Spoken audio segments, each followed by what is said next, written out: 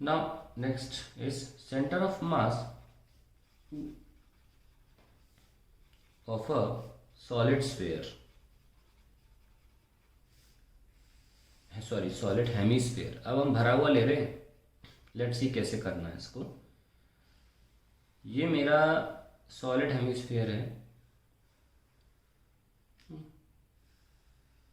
ठीक है। इसको करने के दो तरीके हैं। एक तो आप डिस्क ले सकते हो, जैसे मैंने एक रिंग ली थी, अब आप डिस्क ले सकते हो, है ना। और डिस्क को आप इंटीग्रेट कर सकते हो तो आपको प्रॉपरली एक सॉलिड हेमिस्फीयर मिल जाएगा। बट मैं एक वैसा तरीका अपनाना चाह रहा हूँ जो मैंने रिंग्स और डिस्क वाले केस में अपनाया था, बिल्कुल वही केस, कि एक हेमिस्फीयर, सॉलिड हेमिस्फीयर एक्चुअली में बहुत सारे हॉलो हेमिस्फीयर से बनता है। इससे बहुत ईजी हो जाएंगी चीज़ें। तो मैं एक हॉलो हेमिस्फीयर जिसकी कोई थिकनेस है वो मैं अज्यूम कर रहा हूँ ऑफ से radius R, Y Y Y Y. इसका रेडियस तो वैसे ही आर था पहले, बड़ा वाला एक्चुअल रेडियस, ठीक है। तो मैं ऑलरेडी एक हेमिस्फीयर अज्यूम कर रहा हूँ। तुम देखना इससे बहुत सिंपल हो जाएगा डेरिवेशन। क्यों?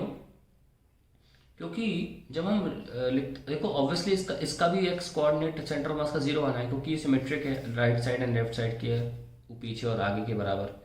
तो इसका एक्स कोऑर्डिनेट तो नहीं ही आना है, वाई की बात करते हैं। आर सेंटर ऑफ मास से आप सिर्फ लिखें वाई सेंटर ऑफ मास। तो आप क्या लिखते हो? Coordinate of the differential mass DM divide by the mass, total mass, ये लिखते हो ना। पूरे हेमिस्फीयर का एक सिंगल कोऑर्डिनेट क्या हो सकता है जहां पे वो उसका सेंटर ऑफ मास है। और वो तो हमने अभी भी सॉल्व किया ना। क्या था वो? y/2। यस और नो? खत्म कहानी, कहानी खत्म हो गई, सिंपल हो गया ना। तो हम क्या कर सकते हैं, द कोऑर्डिनेट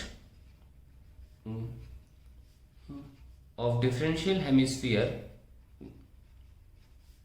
ऐसा हमने डिस्क के केस में भी किया था। हमने पूरी रिंग की जगह पर जो डिफरेंशियल रिंग ली थी उसकी जगह पर हमने centre of mass of the centre of मास के कोऑर्डिनेट ले लिए थे, क्योंकि एक्चुअली में रिंग वहीं एग्जिस्ट करती है ना, according to the concept of centre of mass. The coordinate of differential hemisphere is 0, y/2। अपने अभी देखा रेडियस कैपिटल आर था तो आंसर r/2 आया था। हम यहाँ y/2 रखेंगे। चलिए हमारा काम तो हो गया। हमने पहला स्टेप ये डिफरेंशियल एलिमेंट चुनना सीख लिया, कोऑर्डिनेट भी लिख लिया। स्टेप नंबर 2 था। स्टेप नंबर 3 था डीएम निकालना। कैसे करें? Very simple. क्योंकि ये हेमिस्फीयर है तो भाई 2/3 पाई कैपिटल आर क्यूब का मास तो होगा m। तो 1 का क्या होगा? m/2/3 capital R cube. तो फिर इसका क्या होगा? देखो क्या करें। सबसे पहले तो उसको बाहर निकाल लो, इस पोर्शन को। ये ध्यान रखना, ये गोल है पूरा और थोड़ी सी मोटाई मोटाई भी है इसकी। ऐसे गोल कटोरा है हल्की सी मोटाई का। वो मैं हल्की सी मोटाई यहाँ दिखा भी रहा हूँ। तो ऐसा करो, ये तो पता ही होगा कि कोई भी गोल चीज़ का बाहरी सरफेस एरिया तो अगर हाफ है तो 2 पाई रेडियस स्क्वायर होता है। पहले क्या करो, इसको हथौड़े से मार मार के, ये तोड़ा है, ठक ठक वहाँ वहाँ चपटा कर दो। तो ऐसा ऐसा कुछ हो जाएगा फैल के। बिल्कुल गोल नहीं होगा, ध्यान रखना। ये फैल के ऐसा कुछ हो जाएगा। लेकिन ये एरिया तो पता है ना मैं कितना है, कितना है? 2 पाई y², क्योंकि इसका रेडियस कितना है? y, और इसकी सतह का सरफेस एरिया कितना है? 2 पाई y² है तो हेमिस्फीयर। और फिर इसकी थिकनेस यहाँ काम आ जाएगी जो कि dy के बराबर है। तो वॉल्यूम क्या आ गया इस पोर्शन का? वॉल्यूम बेस पे क्यों किया जा रहा है? सॉलिड है ना इसलिए। तो वॉल्यूम क्या हो गया इस चीज़ का? Area into depth, which will be 2 pi y² into dy। खत्म कहानी। ओके।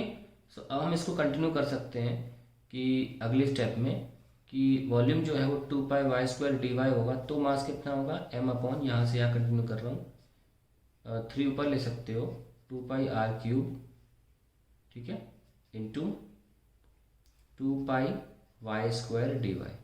सो 2 पाई कैंसिल, 2, ठीक है। और आई गेट कितना आ जाएगा ये? 2 पाई कैंसिल हो गया। So I get 3 my² upon R cube T Y. घबराने की बात नहीं, एंड रिजल्ट तो गंदा सा आता है लेकिन प्रोसीजर बड़ा सिंपल है, यूनिटरी मेथड है, तो आप भी घबराइए नहीं, डी तो निकालना पड़ेगा भाई, ठीक है। तो 3m² upon R cube T Y. अब हम अगले पेज पे शुरू कर सकते हैं। हाँ बस सारे इंग्रेडिएंट्स आ गए इसको बनाने के। वाई सेंटर ऑफ मास, हमने डैश लेना शुरू किया था ना उस पॉइंट को जो सेंटर ऑफ मास कोऑर्डिनेट मान लिया करते थे, वही कर रहा हूँ। डी एम 1/m, सो 1/m कितना लिख लें इसको, वाई डैश को y/2 इंटू डी एम क्या था 3my² upon R cube T Y. अगर आप भी पन्ना पलट लें दोबारा चेक कर लीजिए। चलिए m से m कैंसिल हो गया, जो जो बाहर निकाल सकते हो निकालो। 3 बाहर निकल आएगा और by 2 r³ बाहर निकल आएगा ना, ये निकल आएगा। और क्या बच रहा है मेरे पास, 3/2 तो बाहर ले लिया, तो क्या बच रहा है y³ dy बच रहा है। और ऑब्वियसली अगर हम नोटिस करें तो ये है डिफरेंशियल जो हेमिस्फीयर है ये y से कहाँ पहुँचेगा, कैपिटल R तक, है ना, 0 से R। So I get 3/2 r³ into y⁴/4 0 से capital R। So we'll solve it, we'll get 2r³ into r⁴/4 cancel, so I'll get 3r/8. That is the answer to the question that if you have a solid hemisphere 3r/8 क्या होता है, 3/8 होगा 0 point approximately, अगर 3.2 होता तो 0.4 आ जाता, तो 0.4 approx ले लेता हूँ। यहाँ पे अगर r/2 है तो थोड़ा सा नीचे होगा ये, इसकी वजह भी है कि बल्कि नीचे है, तो यहाँ पे इस पोर्शन पे हमारा आता है answer 0,0.4 r। That is the answer to the question.